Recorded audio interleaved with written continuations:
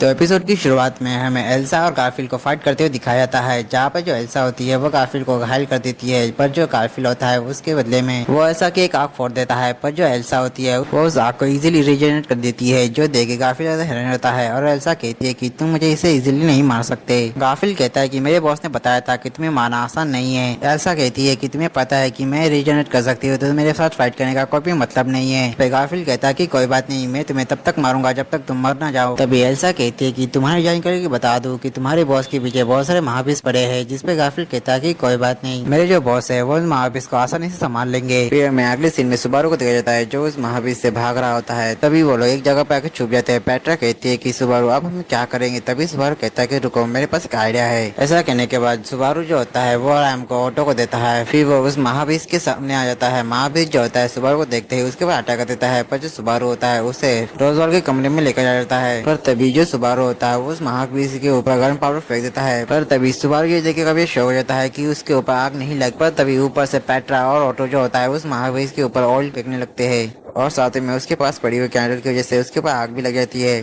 पर फिर भी जो महाबीस होता है वो सुबारू पे अटैक कर देता है। पर सुबारू जो होता है उसे बचने के लिए कमरे के बाहर जाता है। वहीं पर जो महाबीस होता है उसका पीछा करते हुए एक दीवार से लड़ जाता है और वो नीचे गिर जाता है, जिसे देख के सुबारू कहता है कि फाइनली मैंने उसे हरा दिया। पर तभी सुबारू देखता है कि मेंशन में तो आग लग चुकी है। सुबारू जो होता है वो ऑटो से कहता है कि तुमने कुछ ज्यादा ही उलझा दिया, जिसपे ऑटो से माफी मांगता है। पर तभी सुबारू से कहता है कि तुम अभी के लिए रैम और पेट्रा को लेकर चले जाओ। जिसपे पेट्रा उसे कहती है कि क्या तुम हमारे साथ नहीं आने वाले। जिसपे सुबारू कहता है कि नहीं, मुझे असल में बेट्रिस को भी बचाना है और तुम चिंता मत करो, मैं बिल्कुल ठीक रहूंगा। ऐसा कहने के बाद सुबारू जो होता है वहाँ चला जाता है। फिर अगले से एमिलिया को दिखाया जाता है जो ट्रायल में एंटर कर चुकी थी। वो देखती है कि वहाँ पे काफी ज्यादा अंधेरा होता है। तभी उसके पास से काफी सारे चमकते सितारे चले जाते हैं। और फिर हमें अगले पल में दिखाया जाता है कि एमिलिया एक अलग सी जगह पे होती है, जहाँ पे एमिलिया कह रही होती है कि जब से मैं तुमसे मिली हूँ मुझे बस पछतावा ही हुआ है। पर अगले पल हमें देखने को मिलता है कि एमिलिया फिर से उसी जगह पे आ जाती है और उसके सामने काफी ज्यादा कलरफुल स्टार होते हैं। और उसके बाद जो एमिलिया होती है उसे काफी ज्यादा अलग अलग फीचर दिखने को मिलते हैं, जिसमें उसे काफी ज्यादा दिक्कत होती है। पर तभी एमिलिया के सामने रैम आ जाती है, जिसे एमिलिया पहचान नहीं पा रही होती है। पर तभी उसके सामने सुबारू भी आ जाता है, जिसे देख के जो एमिलिया होती है वो सुबारू की तरफ जाने लगती है। पर तभी अगली पल एमिलिया जो होती है वो एकरीना की टी पार्टी में पहुंच जाती है। पर तभी जो एमिलिया होती है वो अपने सामने रखी हुई कुकीज को लेने वाली होती है कि तभी उसके पीछे मिनर्वा आ जाती है और उससे कहती है कि तुम्हें किसी की चीज को ऐसे छूना नहीं चाहिए। एमिलिया जो होती है जैसे मुड़ने वाली होती है कि तभी मिनर्वा जो होती है उससे कहते हैं कि पीछे मत मुड़ना। तभी जो एमिलिया होती है वो मिनर्वा से पूछती है कि आखिर एकरीना कहाँ पे है। जिसपे मिनर्वा बताती है कि वो यहाँ पे नहीं आने वाली क्योंकि वो काफी ज्यादा दुखी है। जिसपे एमिलिया कहती है कि तो जायज है क्योंकि पिछले ट्रायल में मैंने उसे काफी ज्यादा दुखी कर दिया था। पर मुझे एक बात बताओ, वो सारे फीचर क्या थे। जिसपे मिनर्वा कहती है कि वो सिर्फ पॉसिबिलिटी है कि तुम्हारे फ्यूचर वैसा हो सकता है। जो बात सुनकर एमिलिया स्माइल करती है। मिनर्वा उसे पूछती है कि तुम स्माइल की कर रहे हो। जिसपे एमिलिया कहती है कि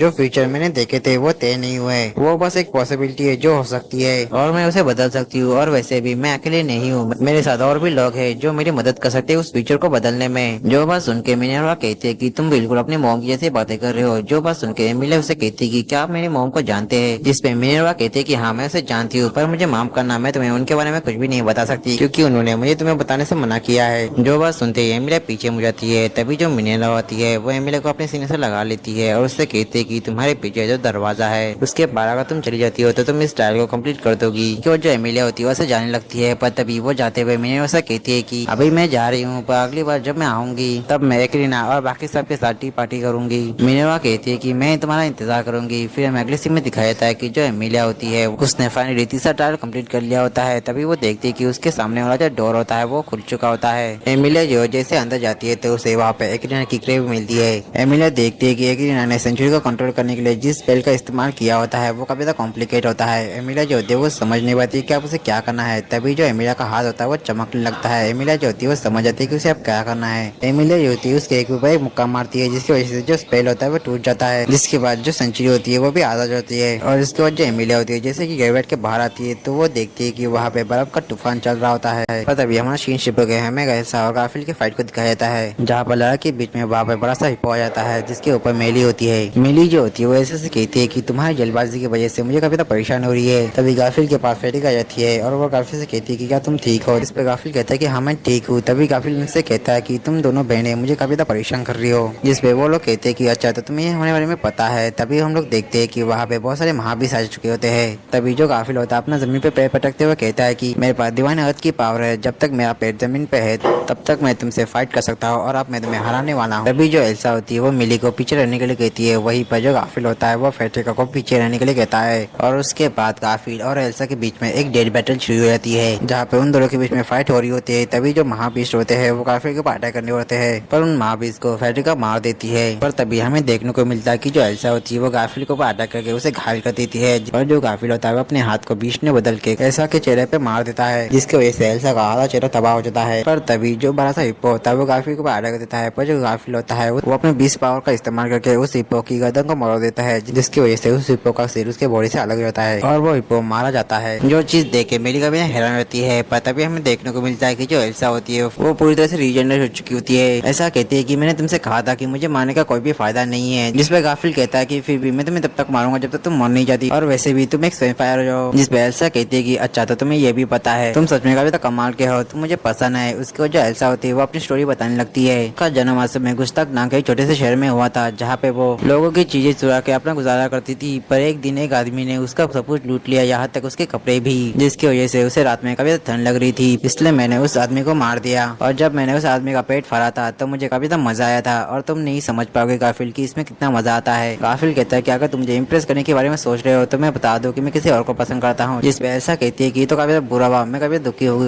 गाफिल कहता है कि अब मैं तुम्हें यहाँ पे मारने वाला हूँ एल्सा। एल्सा कहती है कि मैं तुम्हें मार के अपना प्यार शो करूंगी गाफिल। और उसके बाद उन दोनों के बीच में फाइट शुरू होती है पर उसी बीच जो मेली होती है उसके ऊपर मलबा गिरने वाला होता है जिसे एल्सा देख लेती है और वो मेली की मदद करने के लिए जाने वाली होती है पर तभी फेट्रिका आके उसे बचा लेती है। पर इस सब की वजह से एल्सा का ध्यान जो होता है वो भटक चुका होता है। जिस चीज का फायदा उठा के जो गाफिल होता है वो एल्सा के ऊपर अटैक कर देता है और उसके गले पे काट लेता है और वहीं पे एल्सा भी गाफिल के गले पे काट लेती है। पर तभी जो एल्सा होती है वो गाफिल को अपने से दूर कर देती है। पर तभी एल्सा नोटिस करती है कि वो आप रीजनरेट नहीं कर पा रही है। पर तभी हमें देखने को मिलता है कि जो गाफिल होता है उसने उस हिप्पो की बॉडी को उठा लिया होता है और वो कहता है कि अब ये तुम्हारा एंड है एल्सा। ऐसा कहने का जो गाफिल होता है वो हिप्पो की बॉडी को एल्सा के ऊपर फेंक देता है। वहीं पर जो एल्सा होती है उसे चीज से काफी मजा आ रहा होता है और इसी के साथ जो एल्सा होती है वो मारी जाती है। और यही पर शीन शिप्टो के हमें रैम और रोजोल्ट की फाइट को दिखाया जाता है जहाँ पे रोजोल्ट कहता है तुम्हें क्या लगता है कि तुम अपने साथ एक स्पीड को लेकर मुझे हरा पाओगी। पर तभी जो पग होता है वो रोजोल्ट से पूछता है कि आखिर तुमने एमिले के ऊपर वो वाला स्पेल कब लगाया। रोजोल्ट कहता है कि अच्छा तो तुम्हें उस स्पेल के बारे में पता है। फिर रोजोल्ट बताता है कि उसने वो स्पेल तब लगाया जब उसने सेंचुरी के अंदर एंटर किया था। जिसपे पग गुस्से से कहता है कि आखिर तुम एमिले को कब तक डिमोटिवेट करते रहोगे। जिसपे रोजोल्ट कहता है कि तब तक जब तक सुबारू उसके लायक न हो जाए। ये बात सुनने के बाद जो पग होता है काफी गुस्से में रहता है और वो रोजोल्ट के ऊपर अटैक करने लगता है। वहीं पर रोजोल्ट इसके जवाब में भी अटैक करने लगता है और वहीं पर रैम पे रोजोल्ट के ऊपर अटैक करने वाली होती है। उससे पहले ही रोजोल्ट उसके पास आके कहता है कि तुम काफी ज्यादा स्लो हो। ऐसा कहके वो रैम पे अटैक करने ही वाला था कि तभी जो पग होता है वो रैम को बचा लेता है पर जो रोजोल्ट होता है उस अटैक से बच जाता है और वो रैम से कहता है कि मुझे लगता है रैम तुम आज मुझे मारने की इच्छा पूरी करने ही वाली हो। जिसपे रैम कहती है कि नहीं मेरी इच्छा नहीं है, असल में मेरी इच्छा ये है कि मैं आपके साथ रहूं क्योंकि मैं आपसे प्यार करती हूँ। जो बात सुन के रोजोल्ट काफी हैरान रहता है और वो उससे कहता है कि तुम एक ऐसे इंसान से कैसे प्यार कर सकती हो जिसने तुम्हारे क्लैन और तुम्हारी फैमिली को मारा है और तब से लेकर अब तक तुम बस मुझे मारने के ही इंतजार कर रही थी। जिसपे रैम कहती है कि ये बात सच है पर आप नहीं, अब मैं आपके पास साथ रहना चाहती हूँ। जिसपे रोजोल्ट कहता है कि नहीं तुम झूठ कह रहे हो। ऐसा कहके वो उसके अटैक करने वाला होता है पर तभी बीच में पकड़ जाता है और वो रोजोल्ट के चारों तरफ क्रिस्टल बना देता है। वही पर जो रोजोल्ट होता है उन क्रिस्टल को अपने फायर से पिलाने लगता है पर तभी उसे नोटिस होता है कि उसके पीछे एक बड़ा सा बीस्ट है और फिर हमें देखने को मिलता है कि जो पग होता है उसने अपनी साइज को काफी बढ़ा दिया होता है। पग कहता है कि तुम चिंता मत करो, ये मेरा बीस्ट फॉर्म नहीं है, मैंने बस अपने साइज को बड़ा किया है। पर तभी रोजोल्ट का ध्यान रैम पे ऊपर नहीं होता। तब रैम जो होती है वो रोजोल्ट के पास काफी तेजी से निकलती है। रोजोल्ट जो होता है वो समझ नहीं पाता क्या की हुआ क्या। पर तभी हमें देखने को मिलता है कि रैम के पास रोजोल्ट की गॉस्पेल होती है। जो चीज देखने के बाद जो रोजोल्ट होता है उसे याद आता है कि वो किस तरह से एक दिन से मिला था और उसने वो उसे बुक दी थी।